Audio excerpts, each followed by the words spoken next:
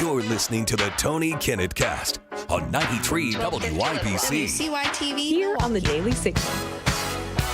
Good evening and welcome to the Tony Kinnett Cast here on the Daily Signal, nationally syndicated first on 93 WYBC. The situation following the murder of two students at Brown University, one of whom there are now reports that was shot multiple times by the shooter who has still not been captured. This being this victim who was shot multiple times in a targeted attack. The vice president of the Brown University Republican chapter. They're also one of the other victims who died, who was murdered, the Uzbekistani immigrant. And then, of course, there are 7 others who are injured and in the hospital at this time. The Providence, Rhode Island Police Department and Brown University have brought forward what must be one of the most lackluster and pathetic responses from any law enforcement agency that I have ever seen in bringing forth information about this particular school shooter. I will remind you that as an Ivy League school that gets not only private, but federal tax dollars through endowments and just about everything else, that is a university that had oodles, canoodles, and toaster strudels of cash to fund on things like security cameras and making sure those security cameras are pointing at entrances and exits, say in case someone tries to break in through a door that is a key card lock situation.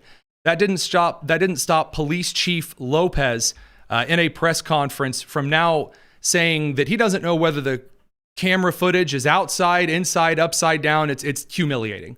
So the video that we showed you came from inside the building, and that's all we had at the moment. That was all we had at this moment. Correct. Inside the engineering building, though? I'm sorry? It's from the outside of the building. From the outside, so do you have video from inside the engineering building? Both inside and outside. I'm sorry. So he doesn't know the difference between having someone in custody and detaining someone. Then it's inside, outside, upside down. He doesn't know what's going on. Producer Nick. Can I have the guy that's correcting the quote police chief give the actual press conference? Do you instead remember of this incompetent man? I don't mean this. I'm not trying to introduce levity because the evening needs it, but it should be noted that as a teacher, I'd have students who would give junior high, middle school science presentations, and they would all just kind of in and out come forward and make statements whenever they thought, and it was this big gaggle. But I mean, they're junior hires giving a science presentation. You know, they're not expecting them to be adults. I saw that go all the way through till college. So adults in a serious press conference. I mean, this is humiliating. The police chief has no idea what he's doing. At one point, he started. At one point, the police chief just started babbling in Spanish. He received a question, just started, giving his full answer to the question. Yeah, that's another point that continually is brought up. Why do we have these American Sign Language interpreters? We have the technology to produce captioning live for television. We do not need that unless there's a deaf reporter that they're specifically speaking to, but I'm sure that reporter would be able to lip read. Right. Well, let's go ahead and play his... Yes. Gracias. Sí, verdaderamente estamos acá esta noche para demostrarles los highlights del progreso que hemos hecho en el departamento y quiero identificar que... So, as was talked about, the sign language interpreter who for every, press statement before is out there doing the YMCA and like the most flamboyant signing. Again, with captioning software now, you don't need this at a press conference. You just don't. But then all of a sudden he goes silent and stands there. And again, he goes on like this for a minute, doesn't say anything particularly important. And then we get to one of the most infuriating things is that, again, people have been pointing out there are like 800 closed circuit TV cameras that are recording video and audio on this campus that have facial recognition technology. We could find out maybe what student let the shooter into the building. It was a locked engineering building. Key cards on campuses have been a thing for like 20, 30 years, my dude. Here was more of this nonsense. It doesn't come as a surprise to me, at least, that there are cameras in the newer part of the building. And there's video footage, okay? So there's the back part of the building, old part, and front part, new part. So here's the new thing. So we had cameras on the inside and the outside. Then we had cameras in the newer part of the building, but not in the older part of the building. That's not how that works. That's not a thing. They don't just install security cameras in newer parts of the building. It's not a Hollywood movie where around back is the old iron key, turn the lever, and answer the gate guard's riddles. That's not how this works. The shooting occurs in the old part, towards the back, up towards Hope Street. In that older part of the building, there are fewer, if any, cameras in that location. I imagine because it's an older building. So as students are fleeing the area of the shooting into the new part of the building, there are cameras in that brand new building that show that chaos. But do they show any of the footage of that to the public? No. In fact, they've been incredibly selective about the footage that has been shown. Very far out there kind of information. By the way, I do want to point out Western Lensman, who provides a lot of the footage and the clips for the show, pointed out that it is insane that the Attorney General of Rhode Island, that was who was speaking, Corona, he said it's insane that he's still speaking like this. Fewer, if any, cameras. I imagine because it's an older building. You have supposedly been working on this particular investigation now for 48, 72 hours. Mayor Smiley has already yelled at the press and the public for not being considerate of their little napping and coffee schedule. Why are you still guessing about how many cameras are there? You should know how many cameras, the amount of footage that you have from them, the process of that footage, whether they have audio that's been corrupted or not, where you're getting that from, where it's stored, individuals that are still on campus, how many individuals have left. You should be trying to get in contact with those people that have now left campus. How have you not solved these things yet? If I, as a middle school robotics coach and science teacher, could figure out where the number of students that I had at an event was after we were put in a lockdown, sure as hell, Brown University, with its buckets of cash, both foreign and local, should have been able to figure this one out. But of course not. Of course not. And so it rests again on the internet super sleuths to find things out. Now, I want to put a little bit of a proviso right up front. They have not, at this point in time, confirmed the identity of the shooter. They have not listed a primary suspect. Now, I have information that there was a bulletin that went out to a particular U.S. Marshal's office in New England, actually in Providence, that listed a person of interest's physical description characteristics. Other than that, we do not have confirmation of this individual. However, some of the events that are happening simultaneously and are happening individually, singled out, I believe that it is necessary to point out right now that though the Providence, Rhode Island Police Department has not come forward and said, this is our primary suspect guy, because they've already caught and released one individual. And I believe the FBI under Kash Patel is running under we don't really say who we're looking for. That way he gets comfortable and we catch him kind of a routine. That particular situation aside, information has begun to come out about a very strange series of occurrences regarding the Brown University website. On the Brown University website, they had featured students that they are very super duper extra proud of. One of these is a student by the name of Mustafa Karbauch. He is a student of the Center for Middle Eastern Studies, and his specialties are LGBTQ plus studies and pro-Palestinian studies. Because, of course, you can see him here wearing a black jacket, hands in the pockets, and the Amazon keffiyeh. This individual, over the last 24 hours, after a particular account on X named 0 Hour, who does a lot of work with TPUSA, started noticing some very interesting things in his work. Also saw the Brown University website beginning to scrub all of the websites and pages that they had of this individual. On Facebook and on X, Brown University had scrubbed any posts related to this particular student, Mustafa. There was a link up on Blue Sky that, while still up, now leads to a 404 page, or a page not found kind of a page. They've scrubbed their entire website about this particular student information. Now, also, a Twitter account that was believed to belong to him has also been scrubbed and deleted. Now, we have some archival information about the research from this particular individual. Some of the, may I say, rather concerning things in what appear to be some kind of manifesto. We're going to get to this, and Providence is, as we speak, trying to respond to this, and they're doing a terrible job of it. Radio crew, we have to send you over to the commercial. We're going to continue on the live stream. It's the Tony Kinnett Cast. Producer Nick, before we dig into this guy's history, you want to talk about this? Accompanying the LGBTQ interest in the description of his X account, I don't know if you can back up there to show it, the interesting set of pronouns that he has attributed. Yes, he has they/he pronouns. Now, that brings us to his particular work. So he has focused on quite a lot in his time. Essentially, he claims to be this multi-generational Palestinian advocate, activist. In some of his research, he refers to the continent of North America as Turtle Island, which is the term given to the United States by a lot of these terrorist organizations that call the United States, basically, essentially they call Turtle Island the Native American name for the North American continent. It's become the name that the group made up to justify the backing of their quite irrational and radical views. Correct. While they claim that Turtle Island is what the United States was called, there's no evidence for this in any Native American studies.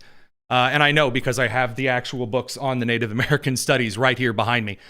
So in this particular instance, it has become a buzzword that they use, that they made up to justify terrorist activity, that being the Turtle Island Liberation Front group. So he's also referred to the United States as Turtle Island.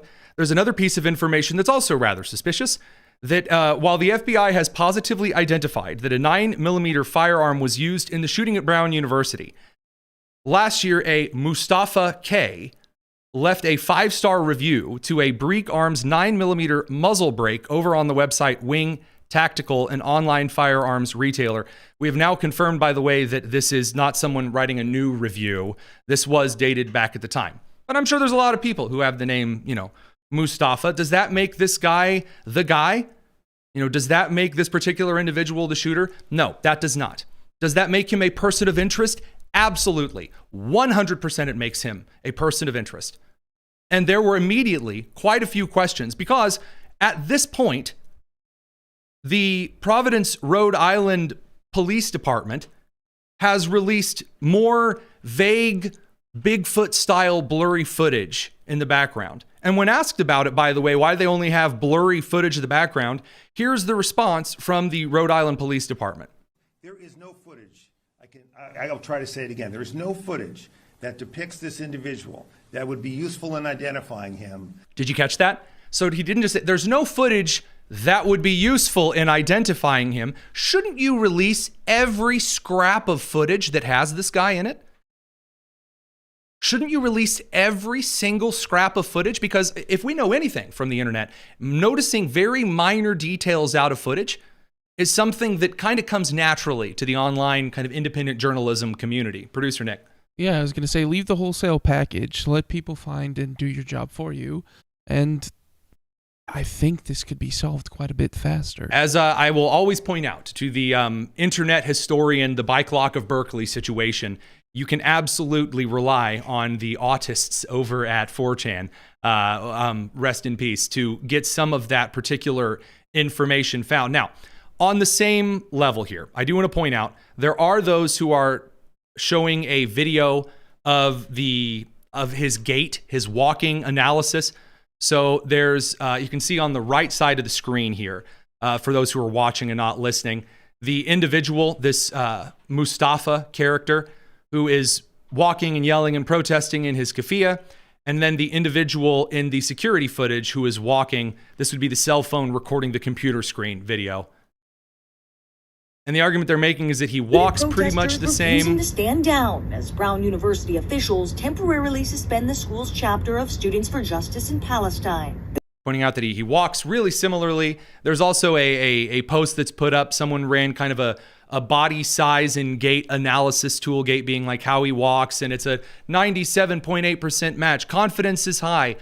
I'm going to put a little bit of a damper on this one particularly because the story of the January 6th pipe bomber, where originally someone else completely different was supposedly proven to be them based on a gait analysis, ended up being incorrect.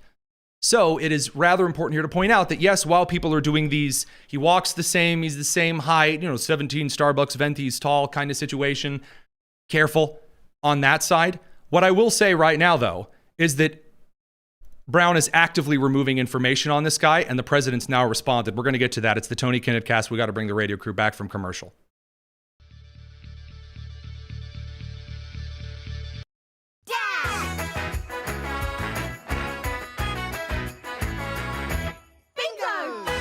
It's the Tony Kinnett Cast with special guest Rob Bluey.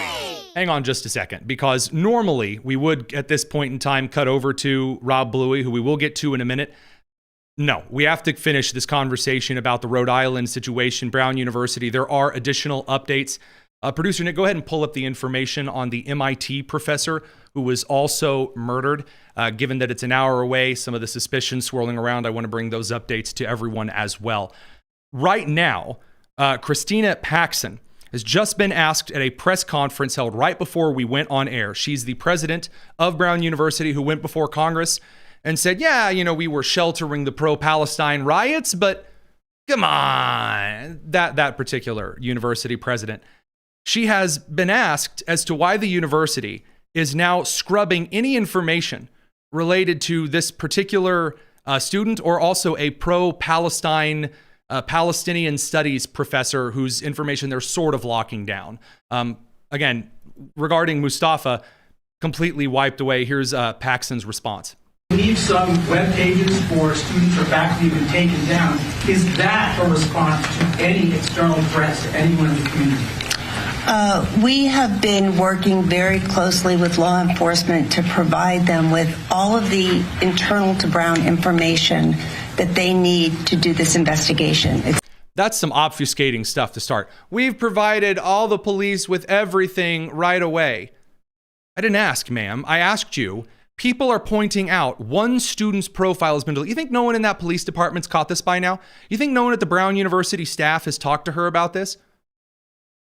I'm just going to make this rather clear. If something very big happens in the world, one of the first things that I do as someone involved in that situation in the media ecosystem, I contact my boss, the very guy whose intro music just played. If you're in a situation in which you're part of an organization that is dealing with a serious controversy or a scandal or a tragedy, you let your president know relative things that a lot of people are talking about. Here's her answer, though, regarding this. Their investigation, they're the professionals. So we're providing information. We're not in the job of reviewing it for them. I know nothing about web pages being taken down as part of this. I know nothing about web pages being taken down as a part of this. First I've heard of it. Oh, this is the first I've heard of it. I don't like that answer. I'm going to be very honest with you guys. I just don't care for that. I don't know anything about any taking of web pages down as a part of this. We have looked through some secondary and tertiary analytics software. It's very hard to keep track of another website's data that you don't own. Very, very difficult. Same with the podcasting sphere. But there are individuals who I have worked with previously to track certain analytics. To be frank with you, it's because I used to own a website that I then no longer owned, wanted to keep tabs on it. Kept some of those research tools since then. And there have been no other students' information who was scrubbed. Mufasa, whatever this individual's name is not supposed to graduate until 2027. There were no social media posts that suggested he was transferring somewhere. Again, he was an honored featured student. I mean, a pro-Palestine LGBTQ plus 2IA activist. Oh, wow. You can't buy that kind of awesome student record. So again, it is just a little suspicious at this point in time. Now, again, does this mean the guy did it? No, it doesn't. But does it mean this is a person of interest who absolutely should have information sought out about them? Yes. Now, I do have knowledge internally of a report sent, not a memo, a bulletin, I should say, internally to a U.S. Marshal's office in New England that outlines dark, wavy, curly hair and the general build of this Mustafa character as a person of interest. That's all I had. And I mean, they were very, very on background, just told me a bulletin went in up to Providence, Rhode Island, and assumedly also to Boston for the U.S. Marshal's office. Now, there are other speculatory situations regarding another murder which took place. Producer Nick, this was a professor at MIT, I believe a nuclear scientist. Can you tell us a little bit about this? Yeah, he was a nuclear scientist. His research was actually very prominent within the fusion area of expertise. He was 47, Nuno Loureiro. 47 was found inside his Brooklyn house by police responding to reports of a man shot around 8:30 p.m. It's reported that he had an Israel, like a pro-Israel kind of yard sign. There's a bit of obfuscation about the nature of his ethnicity. Some prominent reporters have suggested that he himself was Jewish, but the consensus seems to be that he did have openly on social media pro-Israeli comments. The thing that the Brooklyn Police Department, most relevant to the story here, was they came out and said that they do not believe that the two shootings are connected. That's currently a conspiracy theory. I shouldn't say conspiracy theory. Rumor mill. The rumor mill online is currently working overtime. So I presented the information in this particular situation right now for 3 reasons, because I've already said, this is really sick. You guys are trying to dox this individual. I want to make this clear. Right now, I do not believe that the Rhode Island Providence Police Department is doing everything it can to bring this individual who committed this crime to justice. I believe, based on evidence that I have seen, that there is sufficient evidence that this is a person of interest, whom, by the way, if police do speak to this individual and no connection at all to the shooting, good. I don't want people to have connections to things. Do I find it incredibly suspicious that right now, Brown University is scrubbing information? Someone said, well, what if it's the student who just doesn't want to be blamed for this? Students don't scrub their own information from university web pages. That's not how that functions. And if there's someone from the university that's doing this, then it needs to be said why. If Paxton believed, well, we're just getting rid of students who might be blamed for things from websites so they're not harassed, okay, that would be a very good thing. And if there's a statement that comes out from Brown University, as I suspect pretty soon there will have to be, then we will absolutely update with that particular information. I do believe that it is important, though, that for persons of interest, that realistically, whether we're talking about Mustafa Harbouch or the Palestine professor Bashara Dalmani, who served as the president of Bizret University between 21 and 23. Interesting stuff. Having that information and individuals keeping an eye out is a good thing. I think police should be aware of those kinds of things. That's not a negative. Producer There's 2 points that make it defensible about why this needs to be discussed. The timing and the denial. The timing of the instances of the erasure of information about this individual. And only one student. There are no other students that we can tell based on the web analytics right now that show any other student's information is being scrubbed. Which wouldn't necessarily in itself be something of concern until you have the nature of the denial of representatives of Brown. Let's talk about that. I didn't mean to cut you off, but just looking at the radio clock, Christina Paxton, then, again, president of Brown, decided to give one of the most bizarre things I have ever heard. This was earlier today, excuse me, I shouldn't say then did. Earlier today, she gave a bizarre statement about the questions and tips because the police just straight up yelled at the crowd. They were angry about the tips they were receiving on this particular case, which is wild. But here's Christina Paxton's comment earlier today that bothers me. I want to begin by thanking the many law enforcement agencies who continue to work around the clock on this case. It's very impressive. I also want to thank the mayor and the governor for their continued support. The primary point that I wanted to address before we get to questions is that Brown is deeply committed to the safety and security and well-being of our community. And I've been deeply saddened to see people questioning that. We understand that as time goes on, there is maybe a natural instinct to assign responsibility for a tragic event like this. People try to ask about the motive of the shooting. And people have concerns about the motive, about why an individual would do something like this. That's what she's describing. Anxiety and fear is very natural, but the shooter is responsible.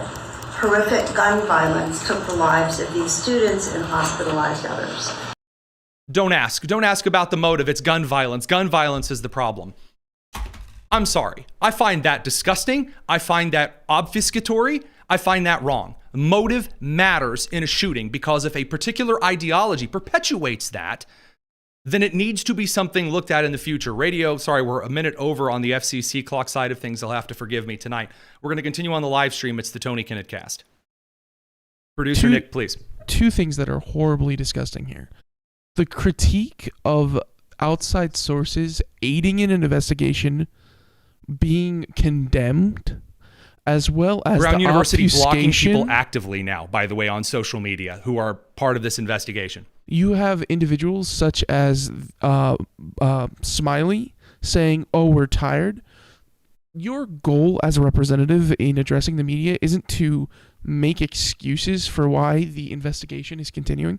It's explaining what efforts are currently happening to continue to further the investigation. So I do want to talk about that, because it's Smiley, not a PR campaign. Smiley, the mayor of Providence, did come out this afternoon, and his focus is saying that, well, we're all going to heal.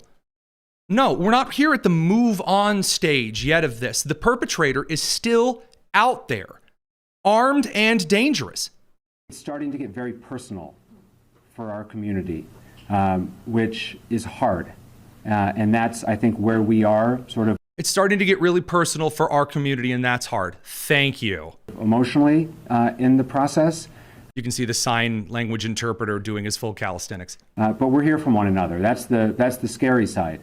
The upside is that this is a tight-knit community that looks out for one another. The governor was there. All the officials who were up here with me tonight were with us at Lippert Park last night. It was 10 degrees. It was loosely organized, and yet hundreds of people came out because they wanted to be with one another. They were hugging their neighbors, they were crying, and they were offering each other support. So the Brown University has now issued a statement condemning the doxing of a student whose name has been widely circulated online. So they're suggesting in the aftermath of the shooting, we've seen harmful doxing activity. It's important to make clear that targeting individuals do irrevocable harm. Accusations, speculation, and conspiracies we're seeing on social media, they condemn it. They say it's not unusual as a safety measure to take steps to protect an individual's safety. There you go. So the Brown University is saying, well, actually, we started scrubbing all of the student's information, praising his academic work, instead of just saying, yeah, this isn't the guy. We're going to leave his stuff up because it's in the guy, which they could have said. Instead, well, they start taking down everything relating to this particular student. And they don't name the student in the statement. They say, as law enforcement officials clearly stated on Tuesday afternoon, if this individual's name had any relevance to the current investigation, they didn't say that. They didn't say that the situation regarding this student had nothing. They said they would be actively looking for this individual and providing information publicly.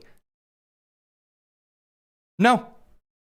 When you have over 800 cameras on campus and only 2 cameras from 1854 catch blurry, distant photos, and then instead of communicating what you are doing as you are doing it and answering questions, you start blocking people and cutting things out, absolutely not. And to this point, no, I still believe that if there is any relevant information, then absolutely 120% individuals should report sightings of this individual to police. If there is a question and the police, the Providence, Rhode Island Police Department confirms he's not a person of interest or a suspect, if the Federal Bureau of Investigation indicates that by name, this person not involved, thank you for the tips. You see something, you say something, you saw something concerning. He's participated in LGBTQ plus and pro-Palestinian activism. He's called for globalizing the Antifada on protests that we've seen on camera. Then I will say, okay, yeah, sure. But Brown obliquely, kind of vaguely referring in that way, no, not convinced yet. You actually have to act like adults. All right, we are going to swivel over and talk about some of the huge updates coming out of Washington. Don't go anywhere. It's the Tony Kinnett Cast here on the Daily Signal.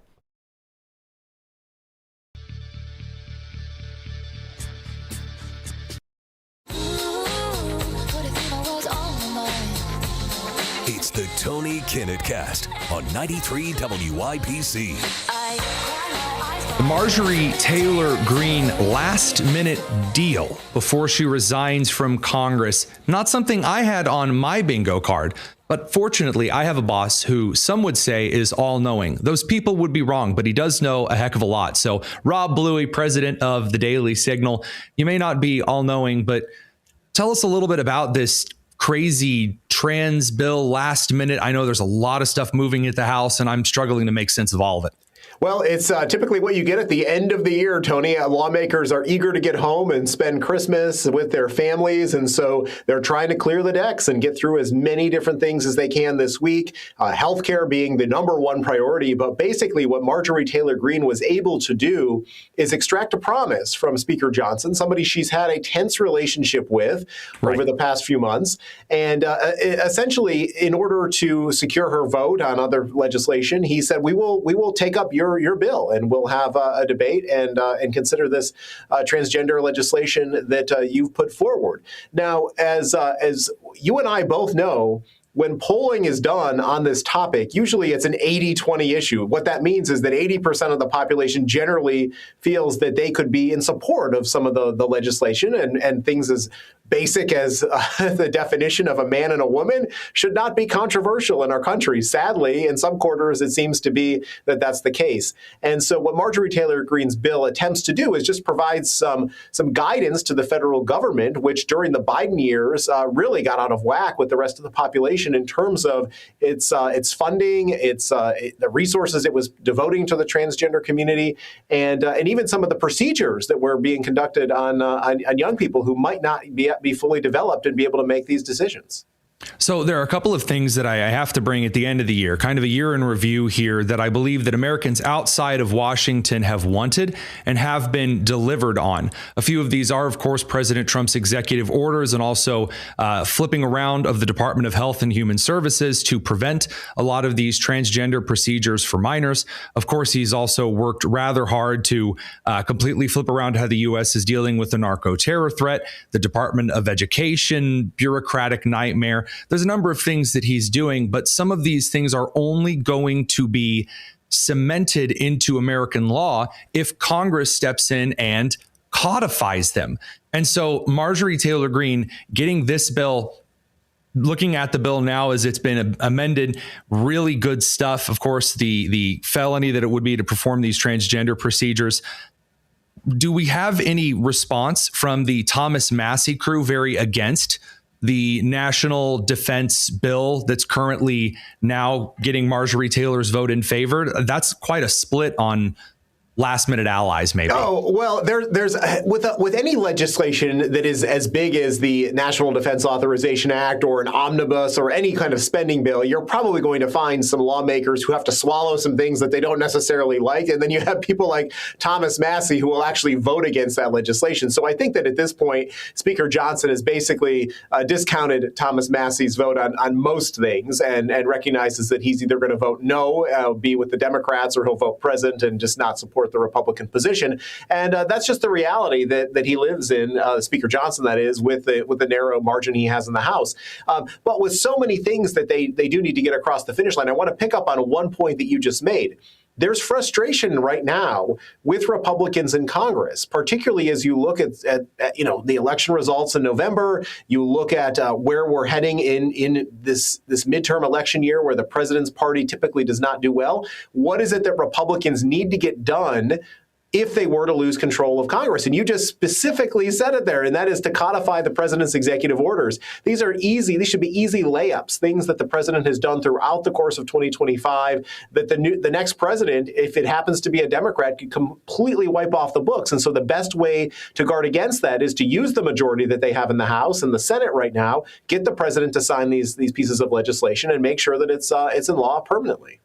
So the last time that you were on with us, we were talking about a series of nomination and confirmations that we were hoping for. And then between the time you and I did the interview and the time the show aired, 3 judges were confirmed back to back to back. Now, hopefully, God forbid, there's a surprise between this and the show that renders the rest of this, interview irrelevant. I'm sure that producer Nick will slap that on the screen as I'm saying this. What I'm looking for is when House comes back into session, because it's midterm year, right? This will be game time, go time, with a lot of Congress now out for their own little campaign runs, especially in the House. What legislation, because there will be a lot less time for gross amounts of legislation, What do you see as kind of the key priorities heading into January, the rumblings through the Washington, D.C. sewer? Well, Tony, you'll remember that President Trump wanted to get one thing done in 2025, and that was the one big, beautiful bill.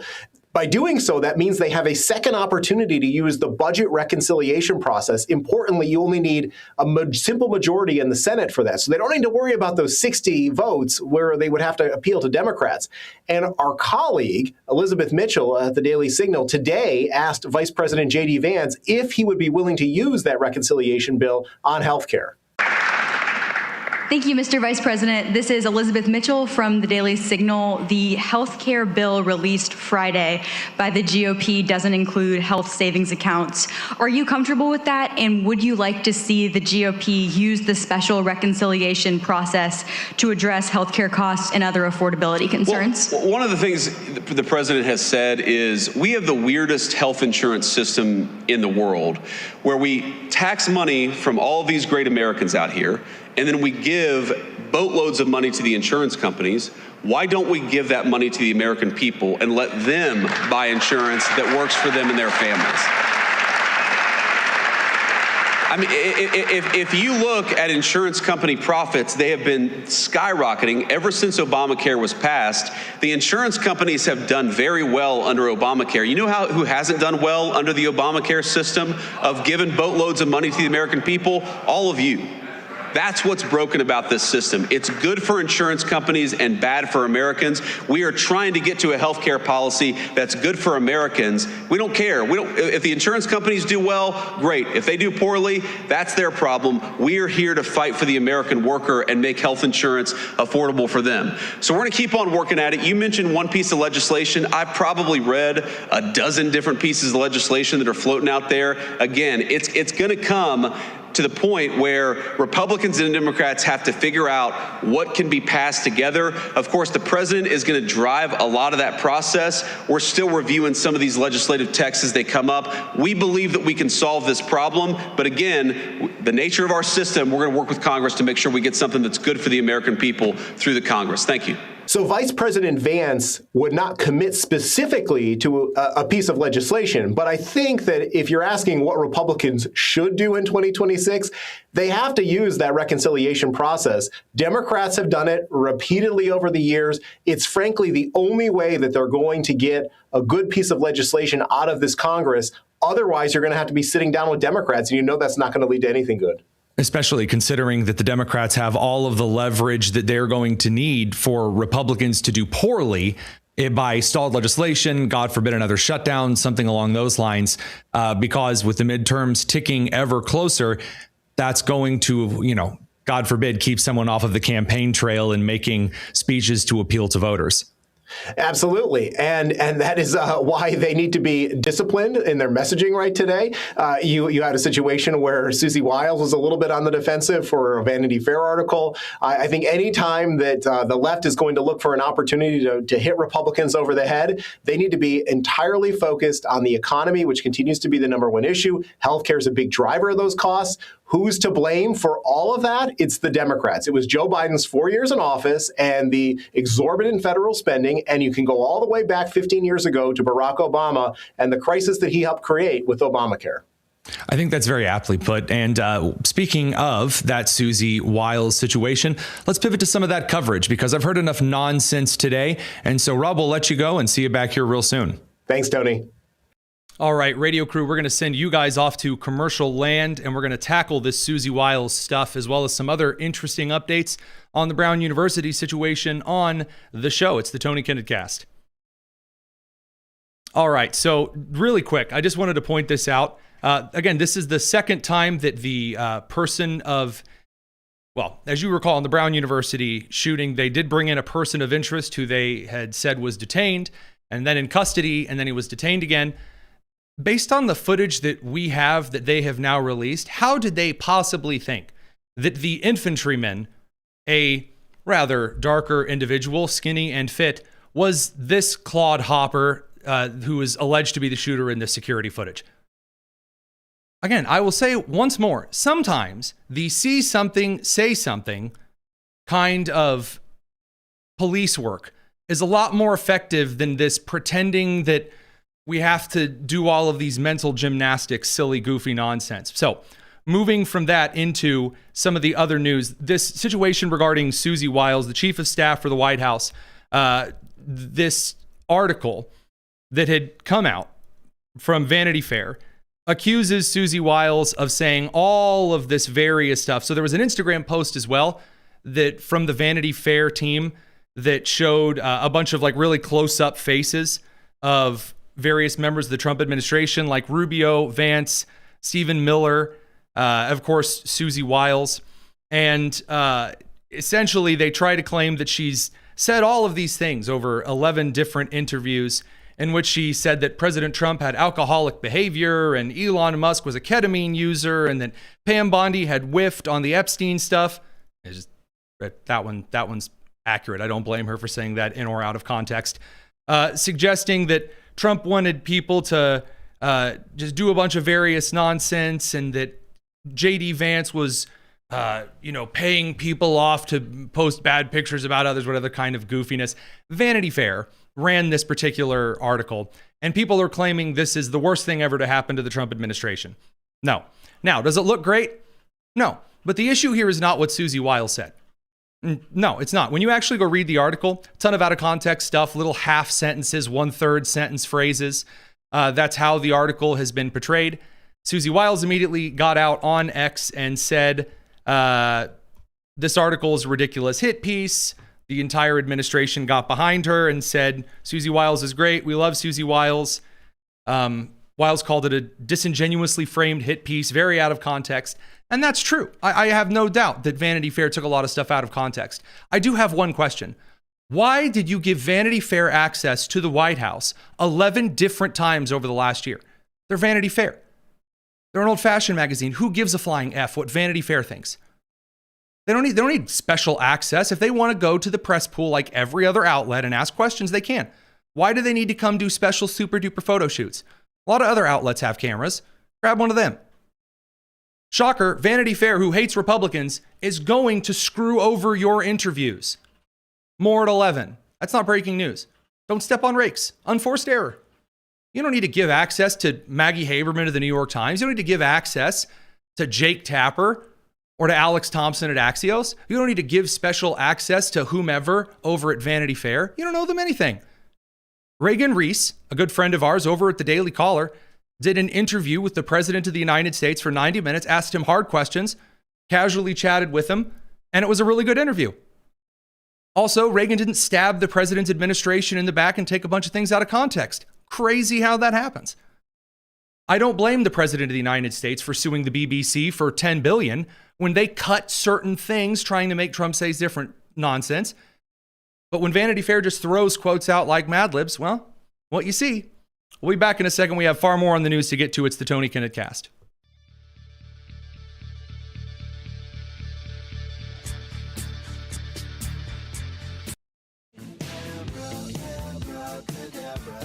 This is the Tony Kinnett Cast on 93 WIBC.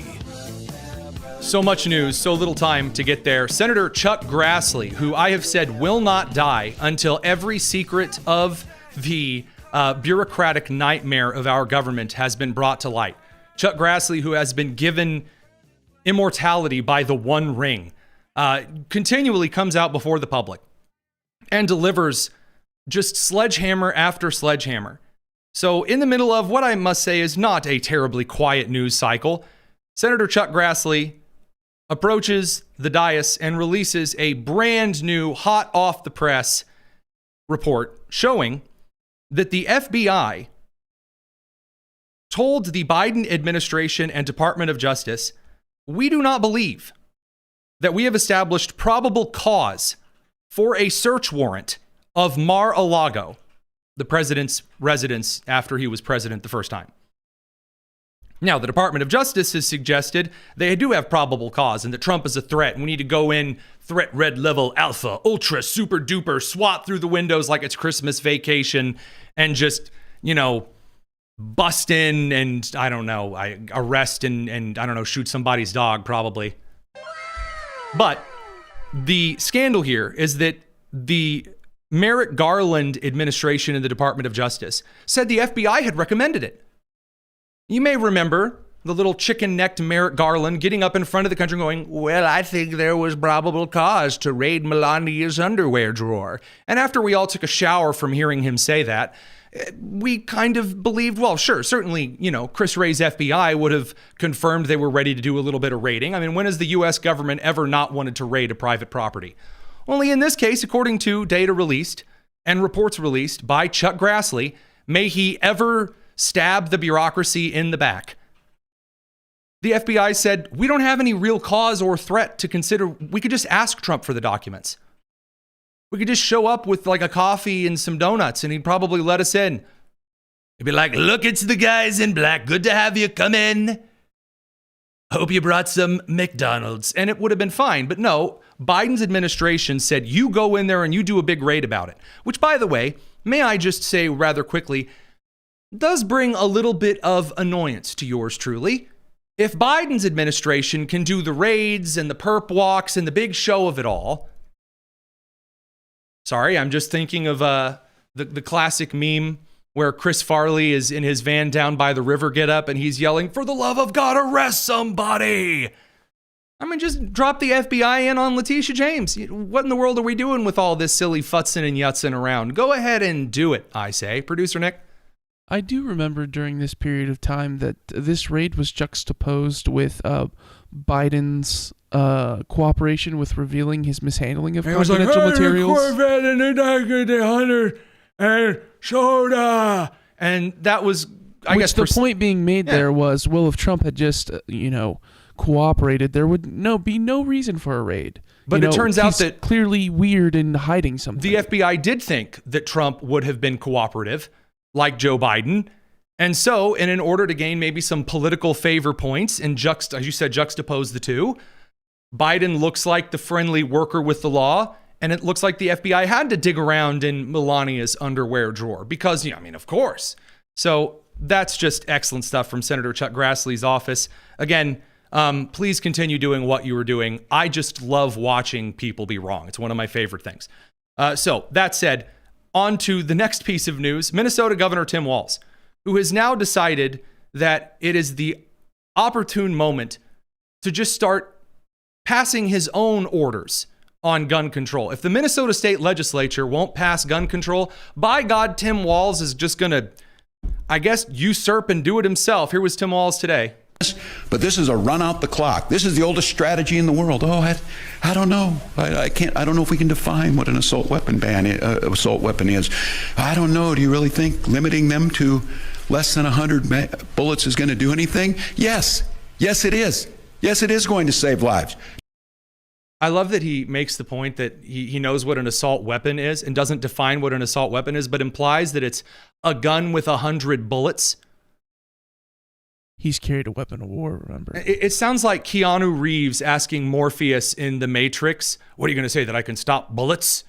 It just is kind of nonsense, has no idea what he's talking about, no idea what he's doing. Just like the extreme risk protection orders, which I can pull quotes from many of these folks who said, this will do nothing.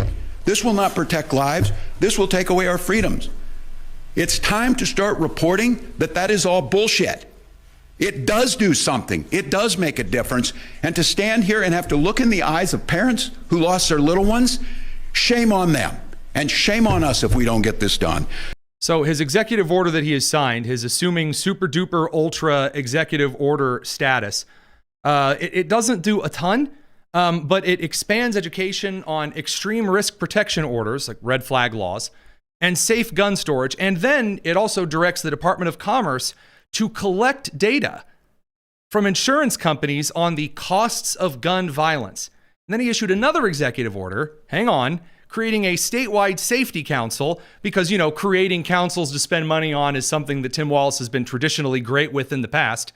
Whether you're talking about the individuals that he have appointed that would later go on to murder Minnesota representatives, or of course the Somalia fraud situation, with the goal of preventing mass violence, targeted attacks, and domestic terrorism. Oh, guys, we just needed a committee.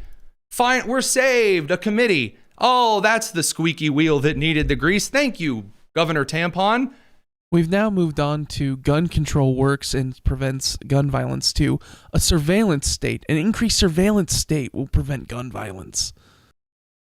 You know, I mean, I guess if anybody's got any Civil War era Gatling guns out, then they're in deep trouble. The committee of HOA moms and Somali fraudsters is out to get them. Excellent. All right, with this 1 minute that we do have left in the radio clock before we head over to the bonus section of the show, where, by the way, there's still far too much news to get through. The president's administration has now called on Governor Tim Walz to resign. Most notably of these, like several secretaries, like Linda McMahon even reached out and was like, I'll get you from the top rope, resign. That's what I'm assuming. I'm paraphrasing what she said. Of course, she probably didn't say that. If Tim beats her in a wrestling match, he gets to stay. Yeah. But I will say, Secretary Brooke Rollins pointed out, you still have not given us the data on the Supplemental Nutrition Assistance Program. Dr. Oz pointed out, hey, we still have questions on how you've spent Medicare and Medicaid dollars and the Obamacare subsidies. Where's the data? And he's not giving it up amid, again, the $8 to $10 billion in fraud perpetuated by the Somali community in and around Minneapolis and St. Paul, and most importantly, ignored and downright quashed, at least whistleblowing about it, by Governor Walz's administration. And of course, you know, his own state employees are calling on him to resign. It's an absolute disaster. Radio crew. Oh, brother, this guy stinks! Apropos. Unfortunately, radio crew, our time is up on the FCC clock this evening. We are going to continue over on the live stream. Lots of news. Don't have time for a huge fancy outro. This is the Tony Kinnett Cast here on the Daily Signal. All right, ladies, gentlemen, that one guy in the comments named Kevin, let us continue. The Minneapolis police chief has now come out and shown that it's not only the Rhode Island Providence Police Department police chief, Lopez, that can come out and say stupid things for no reason. He wants in on this action as well. And he's going to do so by reminding you that ICE would have arrested Mary, Joseph, and Jesus or something. Good morning. Thank you, Mayor. My name is Brian O'Hara. Not Paul Blart. Quit calling him Paul Blart. Stop it. You leave that man in his various roles alone. Me in fifth grade show and tell. I hear you. But anyway, we'll let him continue. Good morning. Thank you, Mayor. My name is Brian O'Hara, and I am the Minneapolis police chief. First off, thank you, Pastor Sergio, for inviting us back into this sacred space here. We know this has been a very, very difficult time. I'm sorry. I'm going to be that guy. I'm sorry. I'm the Baptist, Protestant, independent, fundamental, Bible-thumping neighborhood kind of a guy. I'm going to point out that if your church has like the full, like with the, you know, the screens and the drum set in the background, that kind of a modern contemporary vibe, it is not some super duper special sacred space. It's just not. I'm sorry. As the Protestants would say, the church is the body of the believers itself. Those on the more Catholic or Orthodoxy side of the aisle would say the church is that which he has instituted down through the ages and still the body of believers in the bride of Christ. I'm sorry, your PowerPoint presentation, Country Club, is not the most sacred of spaces. All right, you're not speaking to the Church of the Resurrection here, champ. You're giving an address at the local non-denominational Second Methodosical gubernatorial extra 1.5 group meeting of the minds church. Even within Catholic churches, the whole church is not considered a sacred space that shall not be tread upon. That is specifically a specific part of the church that people are not supposed to approach. That's very true. We'll let him continue because he is going to get to the point, maybe. For our communities here in the city, the fear that people are experiencing is real. As our mayor has said, it's been sad to drive down Lake Street and to see so many of our businesses either closed or... Why would they be closed? If you own a business, if you're paying rent, again, I will remind you that for illegal immigrants to pay a rent is illegal because you are here illegally. You're not allowed to participate in financial transactions in the United States if you're not supposed to be here. People forget that maybe crossing the border, stepping 2 foot over, maybe, again, as we've said before, if you are in the United States, you're not a citizen, you don't have a visa to be here, you're just stopping at Newark on your flight from London to Rio. and you step outside of Newark somehow, magically, a hole appears in the wall, you step outside, maybe you go through one of the magical secret older passages of one of Brown University's many non-camera doors. You step outside, you're in the United States. You go, oh, whoops. You go up to a cop and say, hey, I'm not supposed to be here. I don't know how I got here. I'm so sorry. That's a civil infraction. But if you stay in the United States and you participate in the economic system and the civic system, you are violating the law and evading immigration customs enforcement. So if there are buildings and businesses which are closed, again, I ask why? Why are the businesses closed? I can tell you why they are. While there are some restaurants that are closed because they participated in the fraud scheme of collecting money, not to feed children, but to fund the Al-Shabaab terror network in Somalia. Empty. It's hard to see the impact that this is having on everyone in our community. It's especially personal to me, having been raised a Catholic, to be in a Christian church this morning as we are approaching Christmas.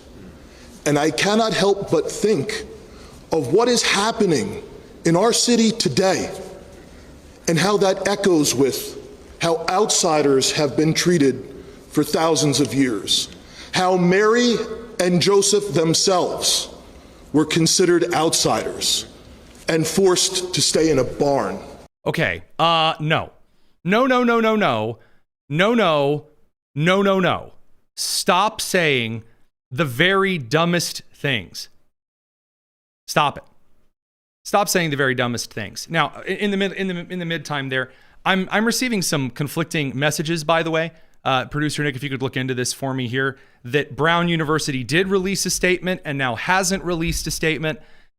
There's some conflicting stuff there. Could you find out if they did, in fact, release the statement over in your investigations? We're going to go back to the good book, and we're going to take just a very, very quick hustle look at this. So as a quick reminder to all of y'all, when Mary and Joseph were getting ready to have our Lord and Savior Jesus Christ, when Mary was pregnant with him, as we'll go to Luke chapter 2.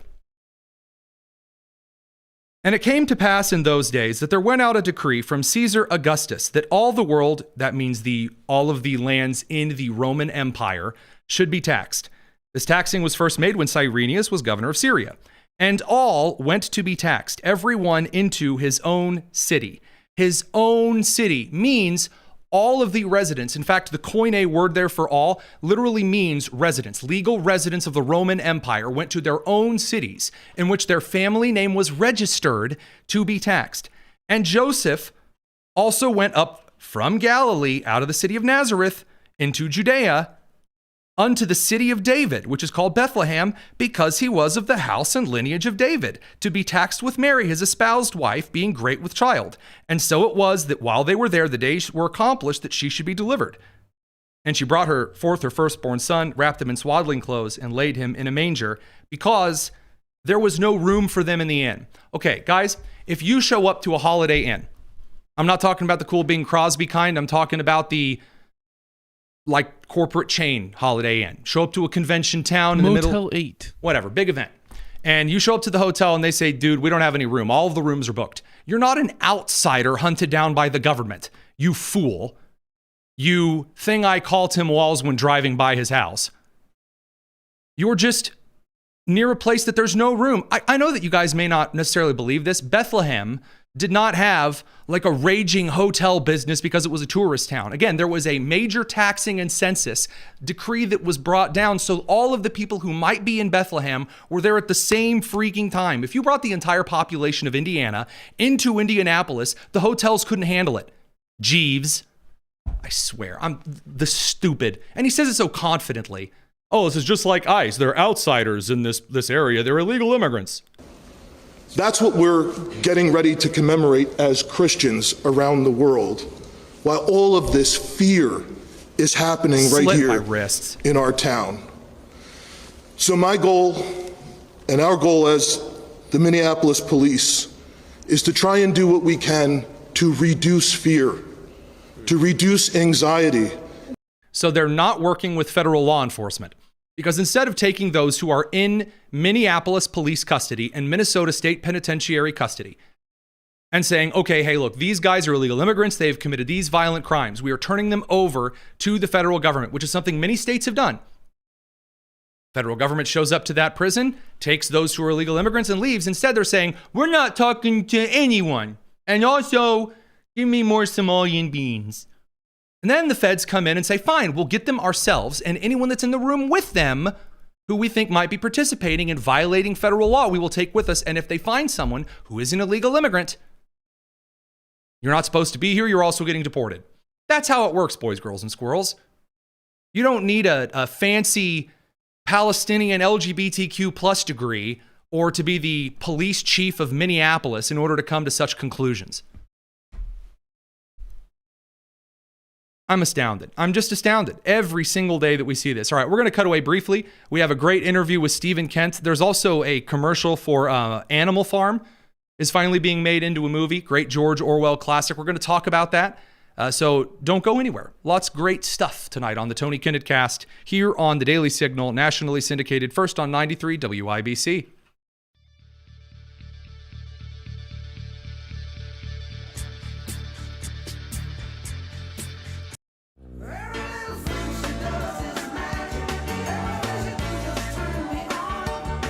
Tony Kinnett Cast on 93 WIBC. Welcome back to the Tony Kinnett Cast, where we've got Stephen Kent, our friend from Geeky Stoics, here for a little whatcha watchin'. And there are quite a few things to watch right now this holiday season, including, my dear Stephen, the incredible new Animal Farm commercial. Cock-a-doodle! Hi, Lucky. What's up? We are going on vacation. I do hope it's somewhere good. What does that say? Laughter House! That sounds awesome. I love to laugh. It's a slaughterhouse. Look at all this deliciousness. They want this. Do you want to be food or do you want freedom? Then let's fight for it.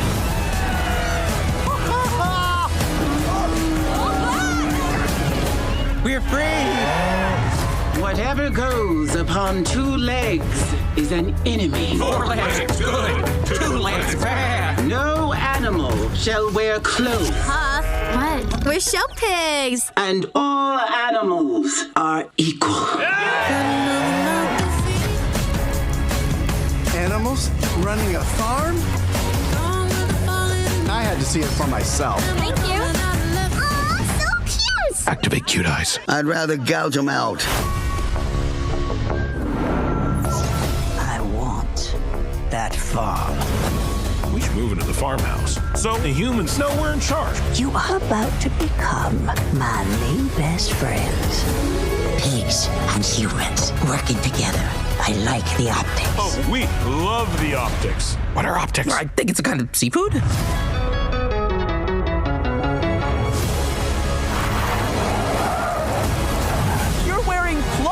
Would you look at that? I am. Everything's different, but we're still friends. All animals are equal, but some are more equal than others.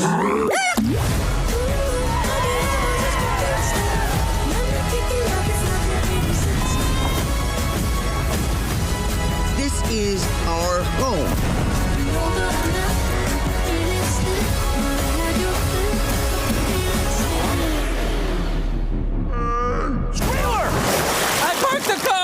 Let's have no one do that again. It's getting a little bit of criticism from some over on the right because they say, well, it looks like it's not really a tale of the dangers of communism like George Orwell's Animal Farm was trying, this is according to the people on the right, was trying to portray. Now it looks like capitalism corrupts Napoleon the pig and ruins everything and sends them into fascist hell and whatever. What's your take on this very creative Hollywood Seth Rogen as the pig style film? Yeah, so this is done by Andy Serkis. So he wrote this. This is, the guy who voices Gollum and plays Gollum in Lord of the Rings. You don't have any friends. Nobody likes you. not listening. We're not listening. Yeah, he also did a wonderful Screw Tape Letters adaptation for the BBC on YouTube. It's fantastic. And this is his take on Animal Farm. Now, there has been, like you said, a right-wing backlash against this trailer. And Tony, I'm not convinced that there's anything to be angry or upset about. I think conservatives have a tendency to want a sermon when it comes to their pop culture and their entertainment. They want to hear the right words, and they want to hear it in monologue fashion, like, we listen to talk radio, like people are doing right now. But movies aren't like that, and neither was Animal Farm by George Orwell. There's quite a bit of reading into Animal Farm that you have to do to get that story right. And this movie is showing me in its trailer a revolution by the working underclass, the pigs and the rest of the animals, against an overclass, which in this case is the farmers, the human beings. And in Animal Farm, you are talking about the wealthy oligarchs and the capitalist class. But the thing about Animal Farm is that revolution is easy. Resentment of the overclass is easy. And so the animals go along with it like sheep. But then what comes next is hard. Actually putting together this egalitarian civilization that Marx promised them, it doesn't actually work. It's a fiction. I saw all of that in the trailer. So I've been a little bit unconvinced about the controversy here. So the reason that I'd throw up a little hesitation is, as you remember in the original, in Animal Farm, the book, there was no outside majestic group of people coming in and essentially propping up Animal Farm as its own commercial entity. And that's clearly what occurs. That immediately, as soon as the quote unquote revolution takes over, then it's, the chickens taking the dollar bill from the girl's hand. And then there is this, everything is fine under this new system they have thrown off of the oppression. And they paint this, they say everything appears to be fine until the mean corporate lady with the Tesla cyber trucks comes in and corrupts Napoleon. And then it's not really a tale of, whenever you overthrow something French Revolution style, which is what Animal Farm is about, and then the tyranny that follows, whether it's fascist tyranny, communist tyranny, it's state-run, state economic, state religious tyranny, that's a very evil thing, to burn down the house in order to build a new one or to fix what's wrong in the house. In this, it's like corporate people can corrupt socialists. And so I think this is wrong. I think this is wrong. It's kind of gay. I think this is wrong, though. So in Animal Farm, there are numerous human farmers that attempt to go to Napoleon's sort of farm community over the course of the book. There's Farmer Pilkington, there's Mr. Frederick, there's Farmer Whymper. And, Farmer Frederick, he represents in the book the fascist power of Germany and sort of this outside threat to, of course, the Soviet Union and this grand analogy.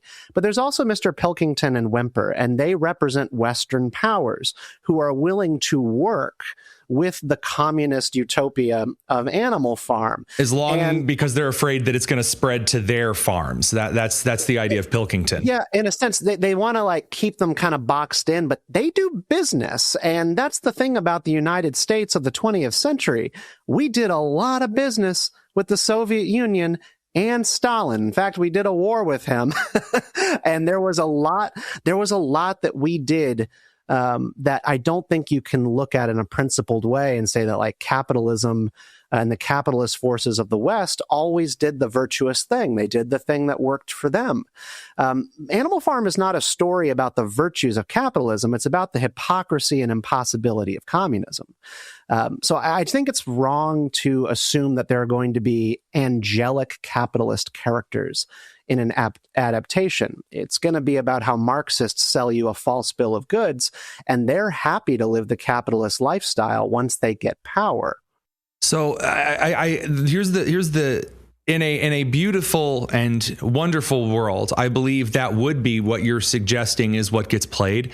But this is Hollywood that we're working with. And you and I know you know how uncouth it is over in the Hollywood side of things, how reprehensible it is to do something like this and then suggest that all of these young left-wing animators who you and I both know are sitting at the tablet drawing up some of the vectors for these animations. I mean, come on now. You know it's going to have this. Again, the ultra villain they've already painted is the woman driving the Tesla Cybertruck, the evil billionaire who corrupts Napoleon, because in the commercial, he's like reading all of their rights. And yeah, there's a little us versus them. But I mean, you just said, and all animals are equal. And then what happens after all animals are equal? Then comes Elon Musk, the billionaire, and says, oh, you should drive a Ferrari. And it's the idea that he was pure until he was corrupted. No, I mean, again, we saw this in Animal Farm. Napoleon, from the beginning, the corrupt entity does come from the inside. The people who are currently trying to burn down the United States, like the Turtle Island Liberation Front that just got caught, none of them are like, well, we just need to return it all to the Native American Abaquique Turtle Island world and we'll all be happy.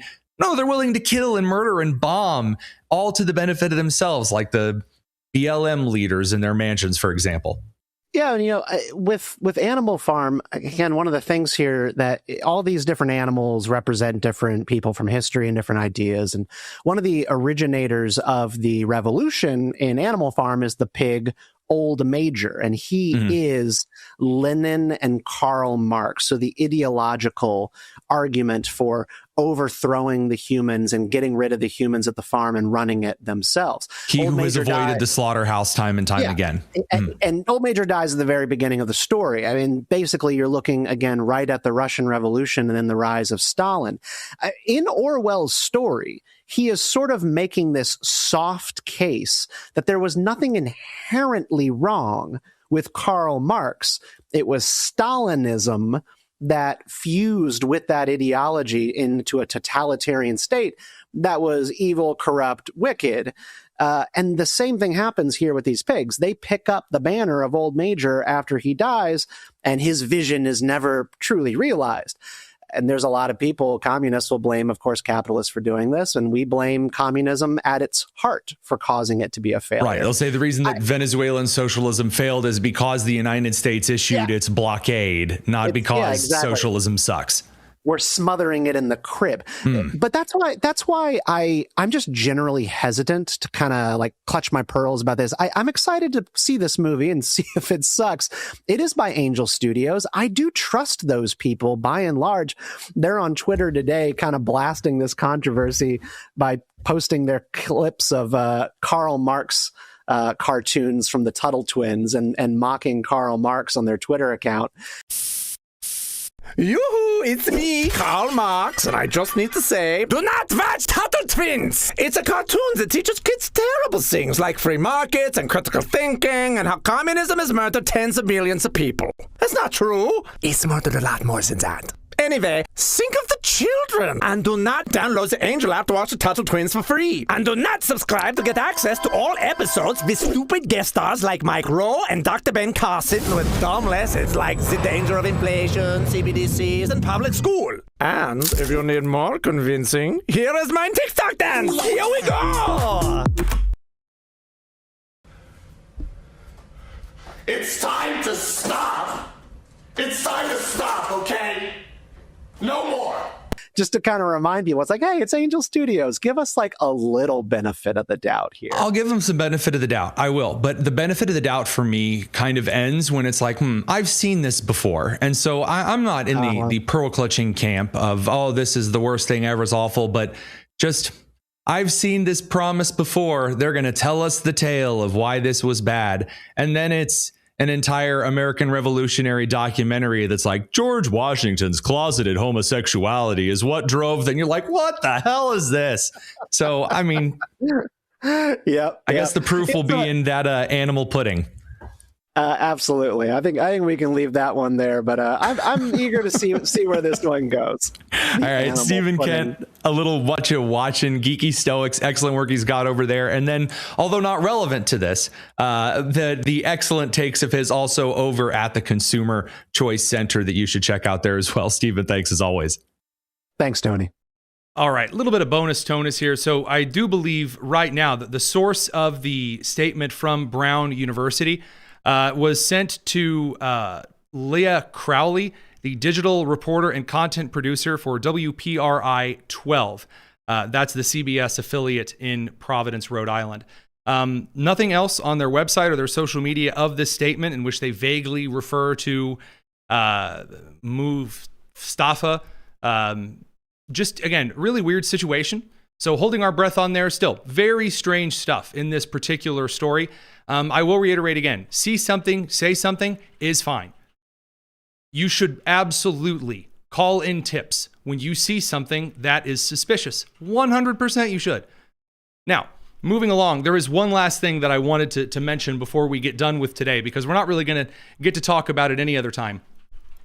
There have been 3 more narco-terrorist boats that have been blown up and have gone sky high, which, by the way, given the beautiful explosion patterns, those things were carrying a lot of spare fuel, which if you're going fishing and you're bringing like 30 gasoline drums with you, I mean, that's a curious bait choice, one might say. But anywho, the important part of the story is that Democrat Senator Tim Kaine of Virginia, he got really, really upset about it, because he despises the idea that there are narco-terrorists who are getting exploded.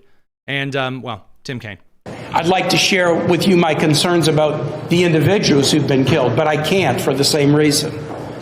I'd like to share with you my concerns about the second strike that killed struggling survivors clinging to the shipwreck on September 2. But I can't fully explain why this is so outrageous, because most of what I know from a classified setting. Unlike Senator Schumer, I've not seen the video yet. Hang on now. You can't claim to be both the insider and the outsider. I'm sorry. You can't do that one there, Chief. You can't claim to say, well, I haven't seen it or anything, but I have a lot of classified information that I can't tell you why it's bad.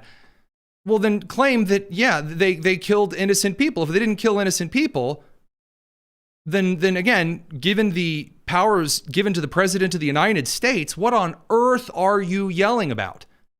And again, for those who are out there saying that interdicting and stopping the boats and having, Marines or the Coast Guard roll up and halt them, well, that is in fact how 2 U.S. Marines were killed in the last year in the Red Sea.